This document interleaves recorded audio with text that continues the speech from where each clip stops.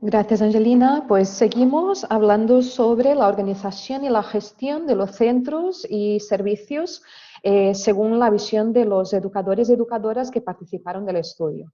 Pues tal como comentaba Angelina, a partir del año 2016 hay un aumento enorme en la llegada de jóvenes que migran solos a Barcelona y a partir de este momento, en esta situación, hay una saturación de los centros y los servicios. Por lo tanto, se ve que hay más jóvenes que plazas disponibles en los centros. Pero más allá que no haya plazas disponibles, tampoco hay como el sistema mismo parece que se colapsa, o sea que todo el sistema de protección se ve pues saturado a partir de este momento. Este atasco, con la llegada de tantos jóvenes, hace con que la permanencia de los jóvenes en los centros se dilate en el tiempo y con esto se tienen que abrir nuevos centros y nuevas instalaciones que no estaban pensadas específicamente para esta acogida y por lo tanto ya no tienen las mismas condiciones idóneas que deberían de tener estos centros y cómo estaban pensados antes de la llegada pues, masiva de jóvenes solos que migran a Barcelona a partir de este año 2016.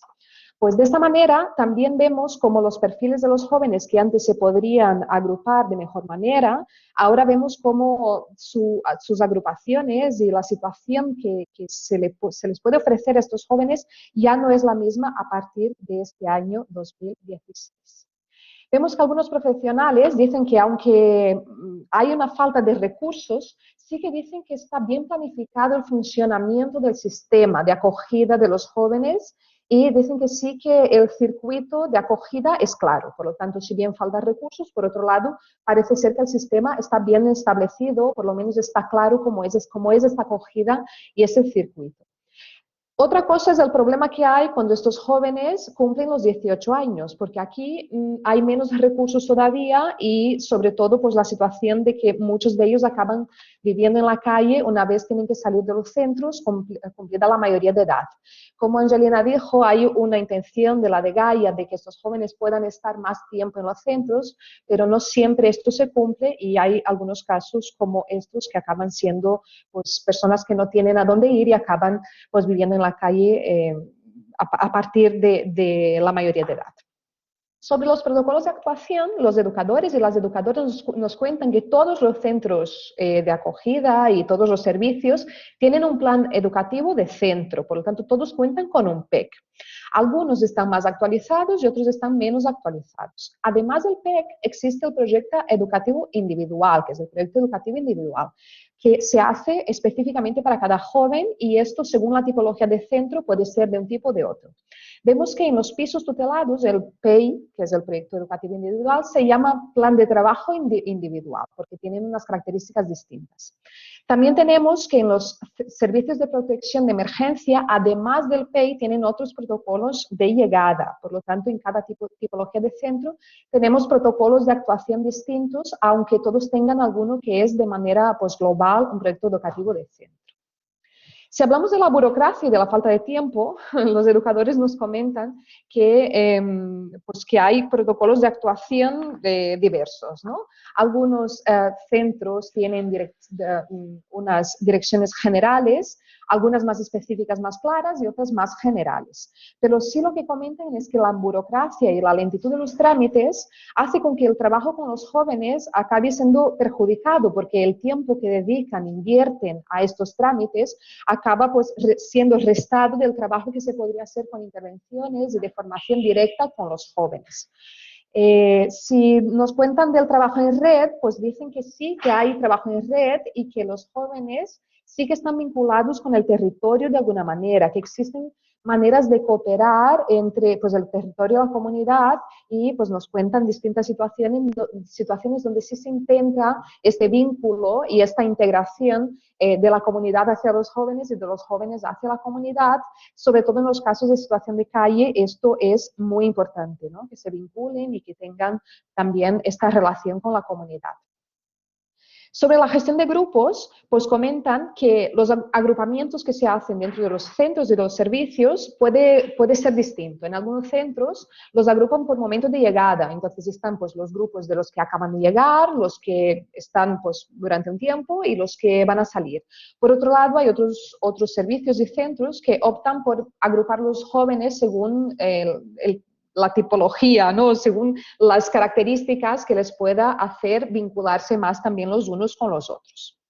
Hablando de los recursos jurídicos y la gestión de la documentación, se tramita toda la documentación de estos jóvenes desde los mismos centros, pero comienza desde la Fiscalía. Por lo tanto, la Fiscalía identifica a los jóvenes y después se hace toda la tramitación de la documentación desde los centros. Pero es un proceso largo, complejo y costoso. Y sobre todo para los jóvenes que vienen sin pasaporte, lo que es una situación bastante recurrente.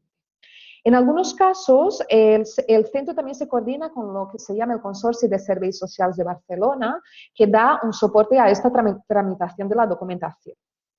También se habla, los educadores y educadoras comentan que existe pruebas de edad, o sea, se hace, pero no se hace en todos los casos. Comentan que en la mayor parte de las veces que se tramita estas pruebas es porque hay sospecha de que algún joven tenga pues ya la mayoría de edad y entonces se hace estas pruebas de edad.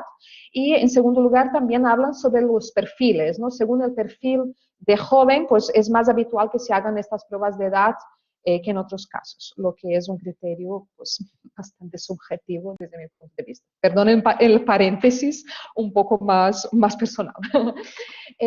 La dificultad de tener la documentación, que sería el NIE y el pasaporte o lo que le corresponda, es algo que genera mucha ansiedad y frustración a los jóvenes y acaba por perjudicar también su proyecto vital, porque es que muchas veces lo que quieren hacer, pues un curso de formación o algún trabajo que quieran acceder, pues depende de que tengan esta documentación. Por lo tanto, pues esto pues, es algo muy importante para ellos, tal como mencionaba Montse y Angelina también, pues este es un aspecto muy importante a tener en cuenta. Si hablamos de los recursos, pues ya sabemos que los educadores y las educadoras afirman pues, que faltan recursos, ¿no? Entonces, faltan recursos en muchos aspectos. Sobre todo en los casos donde se alarga la estada de estos jóvenes en los centros y que es una medida temporal, pero está siendo en muchos casos insuficiente para cubrir pues, la llegada de todos los jóvenes. También hablan sobre todo de los jóvenes que llegan a la mayoría de edad, como decíamos antes, cuando realmente los recursos pues, se hacen aún más insuficientes y muchos de ellos acaban teniendo que vivir en la calle. Esto sí, los educadores y educadoras intentan encontrar soluciones que van más allá del sistema de protección a los jóvenes que inmigran solos a España. Por lo tanto, estos educadores y educadoras, más allá de su labor como educadores y educadoras, también buscan maneras de ayudar a estos jóvenes a través de comedores sociales o servicios que atienden a las personas sin techo, entre otros. Y así entramos al cuarto punto de este análisis de resultados, que son los ámbitos y modalidades de intervención en los centros y recursos. Pues vemos que la intervención educativa individualizada tiene como 5 modalidades. La primera es una atención individualizada que se realiza a través de la tutoría individual. Cada educador tiene un grupo de jóvenes que está a su cargo y ahí hay el plan educativo individual que comentábamos antes. Más allá de este contacto de tutorización, también existen pues, situaciones o necesidades que pasan de manera circunstancial que pues, los educadores y educadoras intentan pues, dar respuesta a cada momento sin homogeneizar las necesidades, pero sí teniendo en cuenta las diferencias, intereses, posibilidades y opciones de cada uno de los jóvenes que ahí están. También tenemos programas de diversas actividades, de ocio, de deporte, de refuerzo escolar, extraescolares y recursos externos.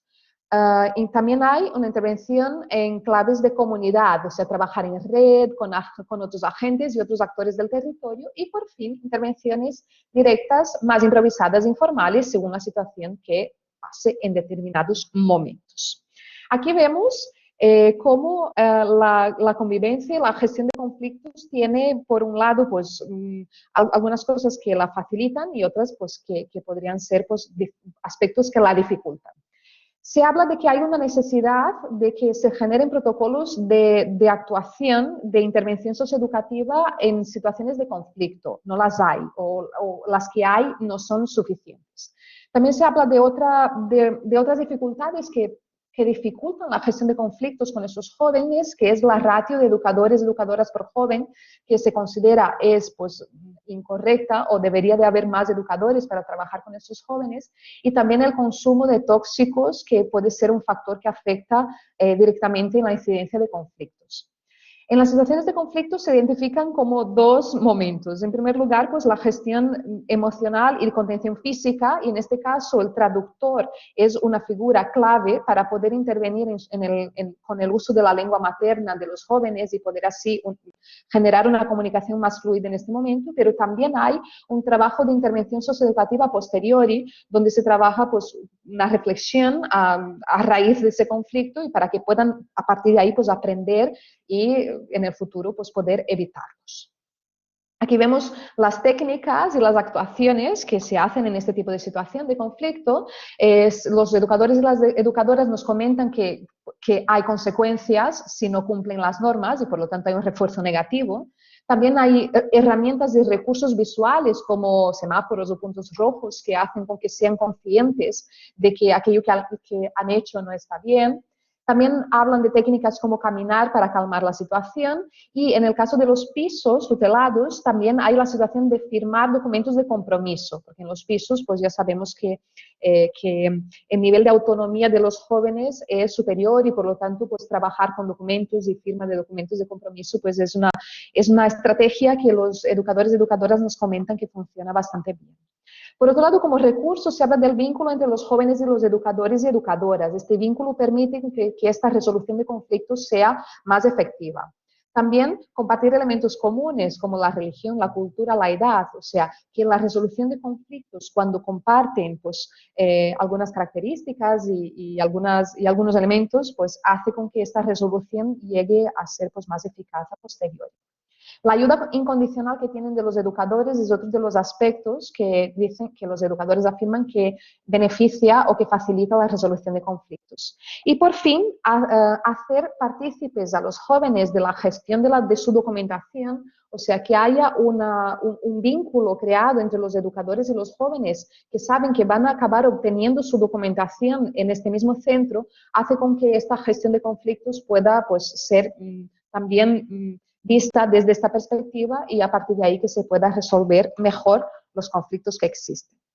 Sobre los idiomas de intervención, los educadores y educadoras nos comentan que se utiliza el catalán y el castellano, sobre todo para la intervención con los jóvenes, también pensando en que se tienen que integrar y que se van a tener que trabajar y si van a estudiar en Barcelona, pues está muy bien que hablen estos dos idiomas y por lo tanto pues la enseñanza de idiomas es algo que se hace mucho dentro de los centros y servicios. Por otro lado también se utiliza el árabe, el amazigh, el francés y el inglés en diversas situaciones. El uso de la lengua materna se utiliza sobre todo en situaciones de conflicto, sí que es como una herramienta para poder resolverlos y también para que se vinculen entre ellos, o sea, la vinculación entre los jóvenes se da mucho a través de su idioma materno. Cuando hablamos de las dificultades para la intervención educativa de estos jóvenes, pues los profesionales comentan que el perfil profesional de los educadores no siempre es el adecuado, o sea, no siempre se contratan educadores y educadoras que tengan el perfil adecuado para poder hacer esta intervención educativa. También hablan del nivel de desarrollo de los proyectos educativos de centro. Como os decía, hay algunos que son más concretos y otros que son muy amplios y por lo tanto este nivel acaba en algunos casos dificultando la intervención educativa en los centros. Hablan sobre todo de la falta de recursos económicos y de personal y de la gestión del tiempo. Hablábamos antes de que la tramitación de la documentación y la burocracia que existe acaba pues quitando tiempo de poder hacer una intervención educativa más eficaz.